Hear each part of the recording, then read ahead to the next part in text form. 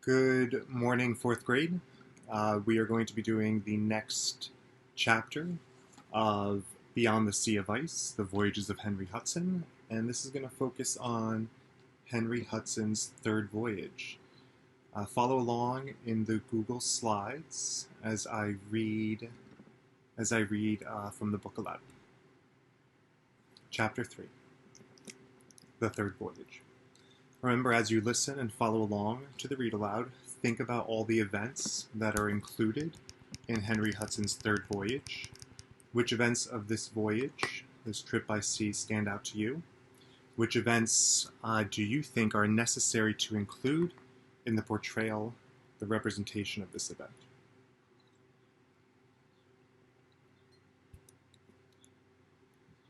Third voyage. After two failures, the Muscovy Company refused to sponsor another voyage of discovery. Perhaps the merchants had lost confidence in finding a northern passage, but Henry Hudson had not. If he could not convince the English merchants that a northern route to the Orient existed, and that he was the man to find it, then he would go elsewhere. In the fall of 1608, Hudson went to Amsterdam and began negotiating with the merchants of the Dutch East India Company. The Dutch tried to put him off for another year. He could not wait. He began talking with the French ambassador. The Dutch were England's rivals, while the French were outright enemies. But Hudson was willing to sail for either of them. He was determined to go where others had turned back. He would find a route to the Orient. He would do it for anyone who would give him a ship. When the Dutch merchants got wind of his dealings with the French, they hurriedly signed him on. On January 8, 1609, Hudson was named Master of the Half-Moon. He signed a contract to search for a northeast passage by the north around the north side of Nova Zembla. Although this was exactly what he'd already attempted and abandoned as hopeless, the Dutch believed it was possible. Shortly before sailing, the Dutch revised the contract to read that Hudson was not to think of discovering any route other than that around Nova Zembla. He was to succeed at finding the Northeast Passage. If not, he was to return immediately to Holland. The Dutch merchants must have suspected that Hudson had another route in mind. They were right. While in Amsterdam, Henry Hudson met with Peter Plancius, perhaps the greatest geographer of the age. The two men discussed possible northern routes. Hudson traced out a map of the north coast of Americas, showing where he hoped to find a northwest passage. That was where his ambition lay, no matter what his orders said. The English sailors who had been on the Hopewell were prepared for the ice and fog that engulfed them as they rounded the coast of Norway. The Dutch crew, used to sailing in the warmer South Seas, were not. They had been complaining since they passed north of England. Finally, the men confronted Captain Hudson in his cabin. The crew refused to go any further. This was mutiny. Hudson remained calm, although it was the gravest crime at sea for a crew to turn upon his masters. He didn't threaten the men with hanging. Instead, he bargained with them. He brought out a letter from his friend, Captain John Smith, indicating a strait north of the Virginia colony in America that led to China. He gave his crew a choice. They could look for a passage in the far north of America, or they could follow the advice of John Smith and go south to Virginia. The crew chose to look for John Smith's passage, which would at least be warm. Hudson cared only that they went west. Once there, he was determined to explore both possibilities. Take a look at the map. In many maps of the time, a large segment of America was shown as a narrow strip separating the Atlantic and Pacific Oceans. Finding a passage north of Virginia seemed reasonable.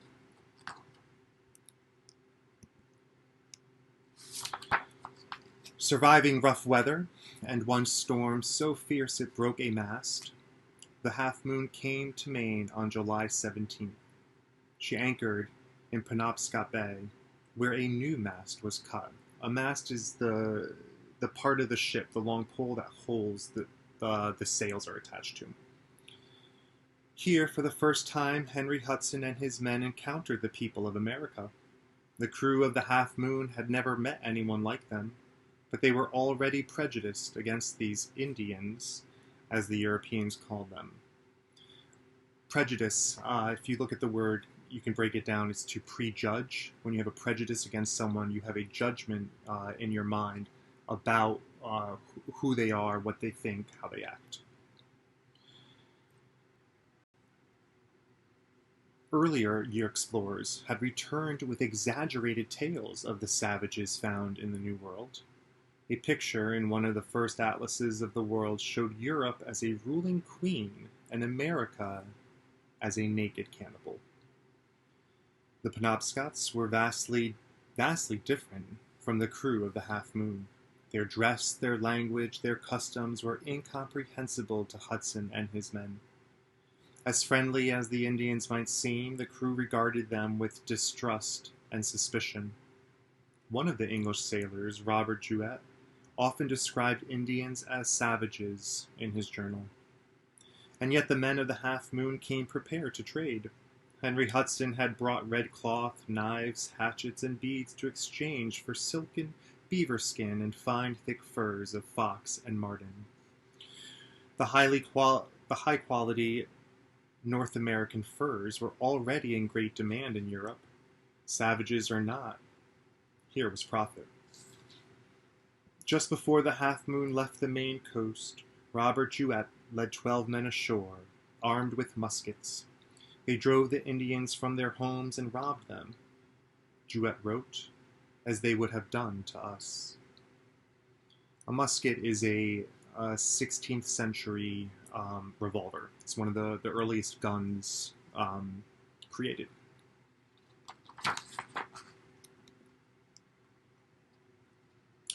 Why did Henry Hudson allow his men to assault the Indians, who had traded peaceably with them?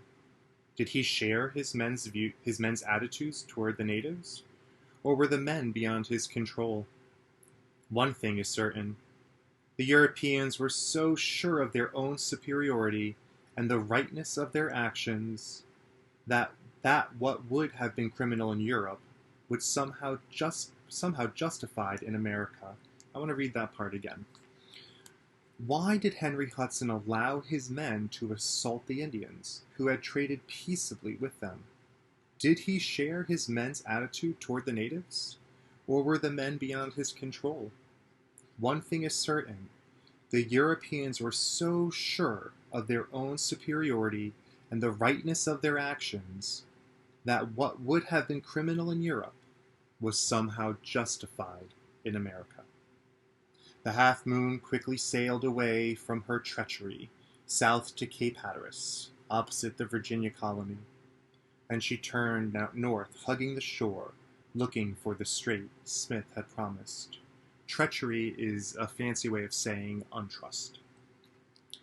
On September 5th, the log entry read, quote, 2 days ago we came upon 3 great rivers, and today have found a very good harbor, end quote. This simple statement marked the beginning of Hudson's most famous exploration, New York Harbor, and the river that now bears his name. Not even the skyscraper forest of modern New York City can dwarf the majestic river.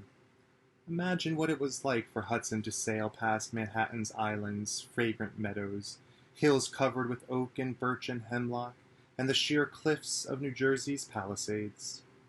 Europe had forests and rivers, but nothing to compare with this wild and beautiful place.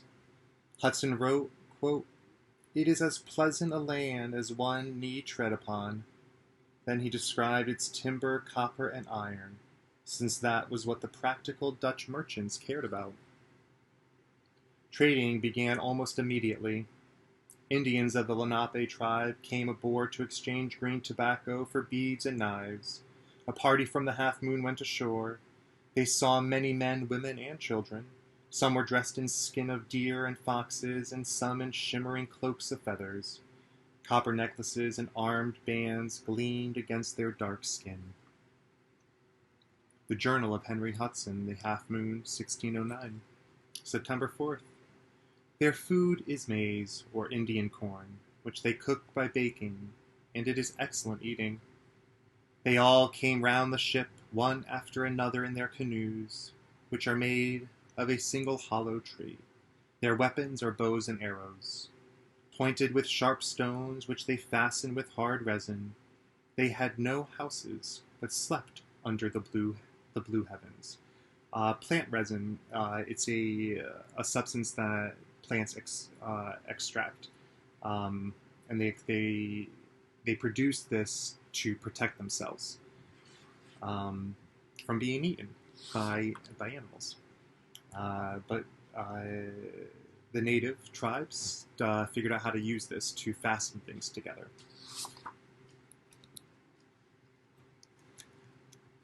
This is a picture of what would become the island of Manhattan. It's the Hudson River.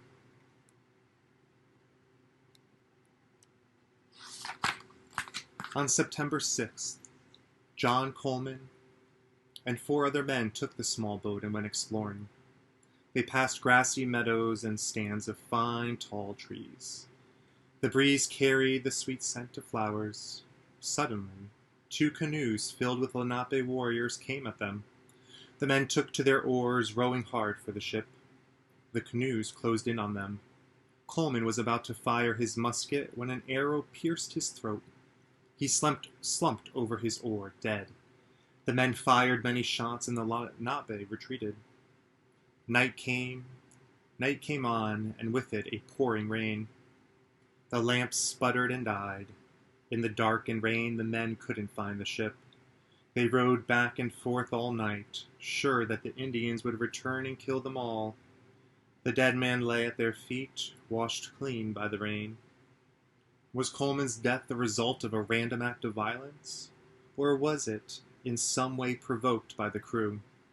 Most likely it was a response to earlier encounters with Europeans. Some coastal Indians had bitter experiences with these strangely dressed, hairy men from across the sea.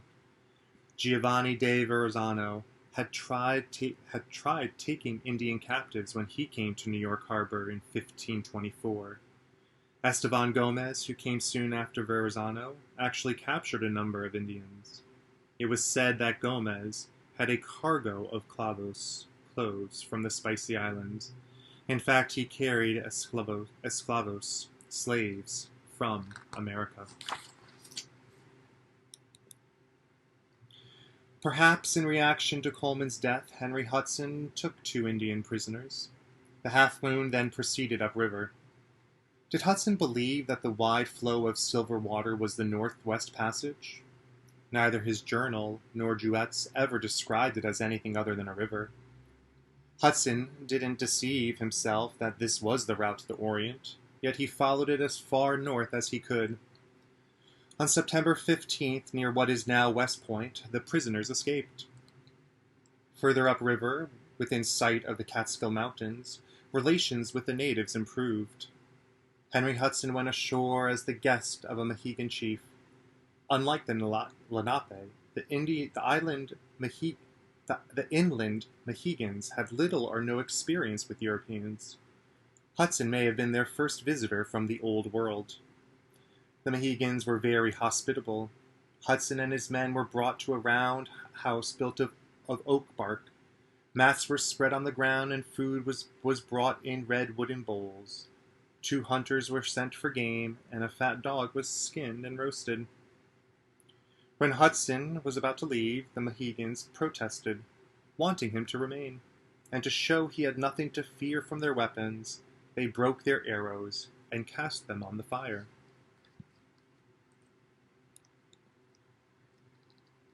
September 18th, the Journal of Henry Hudson, the Half Moon, 1609. I sailed to the shore in one of their canoes with an old man, who was the chief of the tribe, consisting of 40 men and 17 women.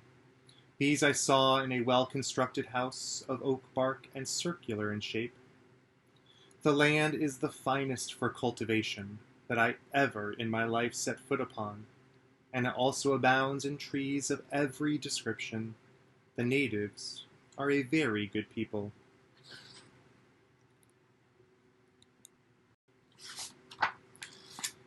Throughout the voyage upriver, the Indians continued to welcome and trade with the men of the Half Moon. At one village, the chief gave Hudson strings of wampum. He made a long speech, opening wide his arms. He seemed to offer Hudson the vast country all around them. If you think back to the fall when we were first learning about the indigenous tribes of North America, wampum was a form of currency, and it was a shell that the Indians used, that the natives used to trade. Despite these friendly encounters, the crew's attitude toward the natives remained mistrustful. Hudson decided to put the Mohegan leaders to a strange test. The Indians were invited aboard the Half Moon and given wine and strong drink. The plan was to make them drunk and see if they would reveal treachery, dishonesty, or trust. Not having an experience with alcohol, one of the Indians fell into a stupor. His terrified companions hurried off the boat. Returning the next day, they found the man completely recovered. Venison, tobacco, and wampum were brought to Hudson, gifts to appease him and protect them from the captain's magic drink. A venison is deer meat. Somewhere near what is now Albany, the river became too shallow for the Half Moon to continue. She changed course, heading back down river and into even greater difficulty. Twice the ship was grounded on mud banks. Trouble began when they again encountered coastal Indians. On October 1st, an exchange of goods turned ugly when an Indian climbed into the officer's cabin and stole a pillow, 2 shirts, and 2 bandoliers. A bandolier is straps that you wear across your chest and around your shoulder, and it holds cartridges for the musket, bullet shells. The mate shot and killed him. The rest fled, but one Indian who was in the water clung to the Half Moon. The cook cut off his hand, and he drowned. More bloodshed followed as the Half Moon neared the northern end of Manhattan. One of the 2 Lenapes taken captive on the voyage upriver led a war party intent on revenge. They attacked the ship, but bows and arrows were no match against muskets and cannons. Several Indians died. On October 4th, the Half Moon sailed out of New York Harbor, her hold full of precious furs, a trail of blood in her wake. The Journal of Robert Juet, The Half Moon, 1609, October 2nd. I shot a light cannon and killed 2. The rest fled into the woods. They sent off another canoe manned by 9 or 10. I sent off another shot from the cannon and killed one of them. Then our men with their muskets killed 3 or 4 more. They went their way, and we got down 6 miles, where we anchored in a bay on the other side of the river and cleared of all danger from them. Here was a very good piece of ground. It is on the side of the river called Mannahatta. Henry Hudson headed for Europe. The Dutch mate suggested wintering in North America so they could continue searching for the Northwest Passage in the spring. This might have appealed to Henry Hudson, but he knew that the Half Moon didn't have enough provisions to see them through a long winter and further exploration, and he wouldn't have put his mutinous crew to the test. No doubt he knew that his crew wasn't so much interested in finding the Northwest Passage as they were in delaying their return to Holland. They had reason to worry about their reception in Amsterdam. The Dutch merchants could hang them all for mutiny. Perhaps Hudson wasn't eager to face his Dutch employers either. Not only had he gone directly against explicit sailing orders, he hadn't found the passage to the Orient. On November 7th, 1609, the Half Moon landed in Dartmouth, England. Hudson wrote to the Dutch East Indian Company, requesting payment for services and re-outfitting of the Half Moon. He proposed an early spring voyage to find the Northwest Passage. Before the Dutch could answer him, the English authorities stepped in. Hudson was commanded not to leave England, nor to serve any country but England. Let's go back to the beginning and just think about how you want to portray for your project. How are you going to portray Henry Hudson's third voyage? See you next week.